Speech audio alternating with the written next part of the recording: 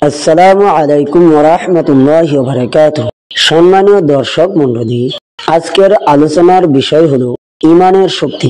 আল্লাহ তাআলা আমাদেরকে ঈমানের মাধ্যমে শক্তি দেন, যা আমাদের প্রতিটি পদক্ষেপে গাইড করে।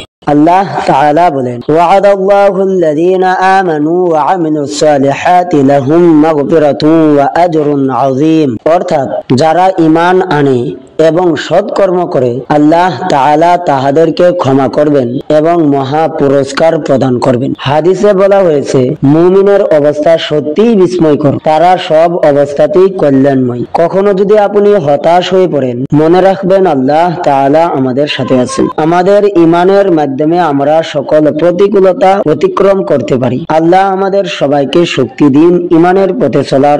আসুন আমরা সবাই মিলে চেষ্টা করি আমাদের ঈমানকে আরো মজবুত করতে। আল্লাহ আমাদের সবাইকে মাফ করুন এবং সঠিক পথে পরিচালিত করুন, আমিন। ভিডিওটি যদি আপনার ভালো লেগে থাকে, আমাদের চ্যানেলটি সাবস্ক্রাইব করুন এবং শেয়ার করুন। জাযাকাল্লাহু খায়রা।